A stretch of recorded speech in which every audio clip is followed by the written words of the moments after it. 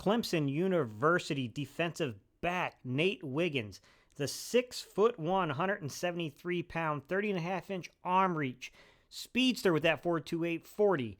The guy that I'm sure we'll all be in agreement with, and there'll be no allusions or no references back to Emmanuel Forbes, right? We need to talk about this, guys, because I know a lot of people are scared that this prospect could be like, A.J. Brown tearing up Emmanuel Forbes, but I think there's something different about Nate Wiggins' game, although the frames are similar. So let's take a look at some of the competition he has played on the season, the bigger guys. Battle number 1, Xavier Legette, 6'1", 220 plus. He's off coverage here, guys. Watch the bottom of your screen. He gets released out of the backfield like Debo, and look at what happens here. He's going to need a couple of minutes here to collect himself as he got popped by Nate Wiggins here. He plays physical, guys. Even despite his weight, he plays very physical. That's very evident on his film. Battle number 2, Florida State University's Keon Coleman, 6'3", 213. Another off-coverage rep here, guys. Look towards the top of your screen. You're going to see this play kind of break down here. He's the outside quarterback. They're defending a stack. Coleman, I think from this, is the top of that stack. And then they kind of run a switch release under him, in my opinion, guys. And here we go. Both players elevate up. Ball gets broken up. Number 3, Mitchell Evans, tight end. Notre Dame, big dude, 6'5", 250 plus. This one's going to be actually true zone. Watch his eyes get around, identify the tight end coming into his zone from the opposite field, kind of like a little over route. And boom, he's going to upend him as he goes in here. Breaks the play up. Battle number 4, now I want to show you a jam technique, because these were all kind of off coverage, guys. Xavier Legette again.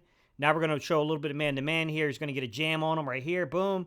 All right, watch as we get to the top of the route stem, guys. Watch the hand movement. He's got his hands up there, but he's not grabbing. He's not grabbing and pulling. It's a very savvy play here, guys. All right, number 5, back to FSU against Johnny Wilson, 6'6", 230 pounds. Top of your screen here. This one, he's going to break the route off early, right? He's going to kind of do like a little comeback route, if you will, and try to take advantage of the distance here. And we just got to see how this works out with a 6'6" guy. Can he break on this ball and get in there and disrupt it? I mean, Nate's playing pretty big, man. Despite that, he's playing pretty big. I'm going to get into some scheme-specific things, though. So let's take a look at Vic Fangio's defense and the way this will play out. When you see this right here, guys, I wanted to throw this clip in here of him being used as a blitzer, because think about being used as replacement blitzes. Weak side whip, the whip pressure stuff, right? Watch him come on that weak side here, and then boom, he's going to light the quarterback up, man. You know that on fire zones, he's sending his linebackers from the strong side. But when you get to that whip action, that's where you get the nickels, your outside corners, the safeties. He gets a little bit more creative, right? This next play, just watching the zone drop. We're judging his eyes. We're judging his hips. See how he kind of opens up here. How does he break back on this football? Now, make no mistake, the pressure should get the credit here. The pressure makes the play. But we're just judging, can Nate Wiggins make a play on the ball when an opportunity is afforded to him? I do see some Asante Samuel. I see some Roger McCreary, and I see a little Darius Slay in his game. The way that he can come up and play the football, the way that he can shoot those hips and get around on it.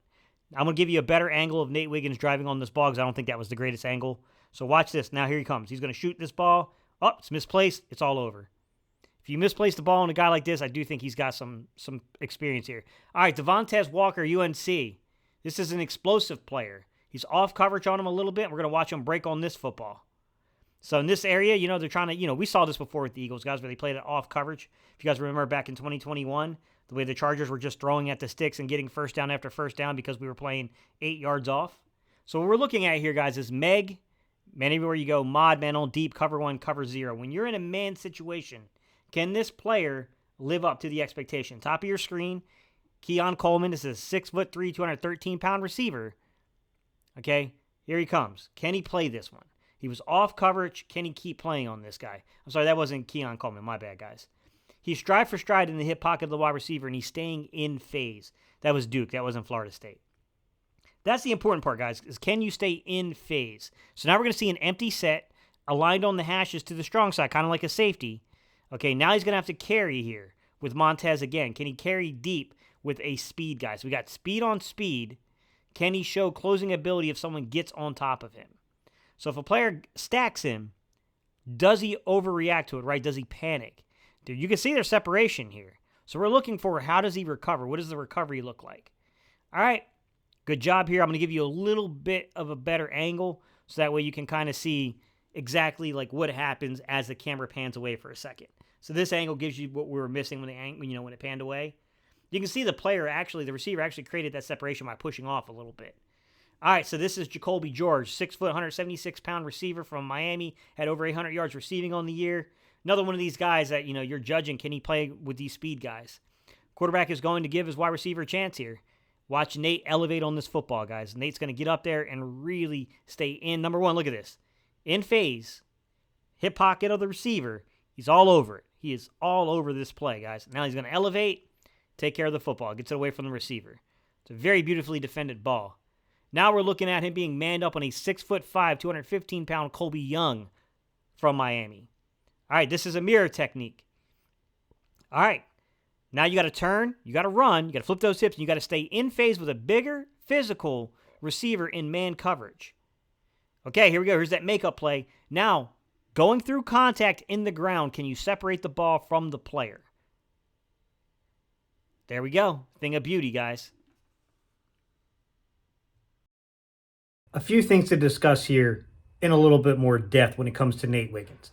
Number one, I think there can be two things that are correct at the same time. Number one, I do think that people are maybe a little harsh on his size. And when you look at his film in college, the young man did live up to the expectations. Anytime he played the larger receivers inside of his conference, inside of his schedule, the man afforded himself quite well.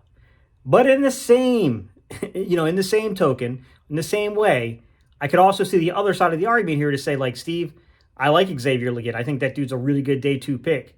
We don't know that dude's Deebo Samuel. We don't know that he's A.J. Brown. We don't know that he's any of these type of physical receivers, right? We don't know that guys like Colby Young, and we don't know guys like Johnny Wilson and, Keon Coleman. We don't know that those guys are going to be Drake London. We don't know that those guys are going to be Mike Evans. We don't know those guys are going to be Mike Williams. We don't know that what we saw on this film, while he afforded himself very well against the bigger physical receivers, that ain't the NFL yet. I think both things are kind of true. There's an unknown nature to this, but there's some sign of encouragement that when we check the film and we saw him play against the more physically imposing wide receivers, he didn't give ground. Now, the other thing I want to bring up here is about impact. I think it's one thing to stay healthy through 12 to 14 games, being, 6'1", 173 pounds. I think the other side of this thing is like, hey, Steve, it's going to be like 17 to 21 games.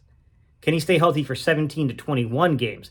Can that repeated abuse, right? Can that repeated, hits coming down and playing in a Vic Fangio system where you have to play that shallow or short zone, where you got to come up and stick guys coming out of the backfield, where you got to defend those tunnel screens and things? Like, how is he going to do? We know that people like to attack underneath Vic Fangio's schemes.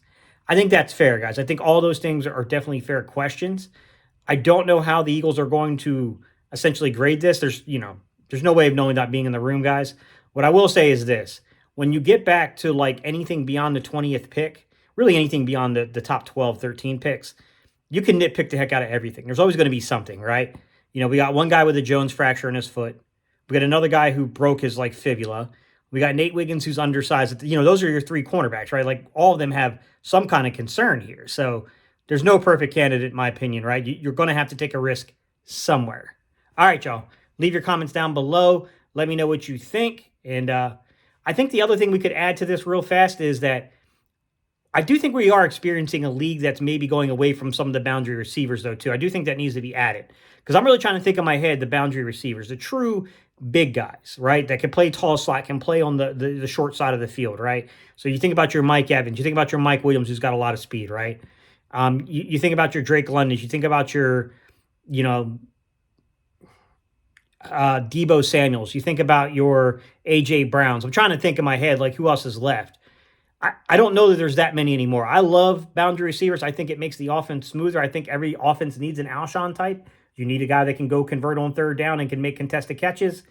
But I don't know that, the league does seem to be kind of going away from that a little bit. However, in the comment section, do me a favor, guys. Let me know, who did I miss? It's hard to think about these things on the spot. Tell me your opinion, like, oh, Steve, you forgot this boundary receiver. Who's out there? Like, I mean, if you really think about this rationally, how many of these dudes are still existing in the NFL?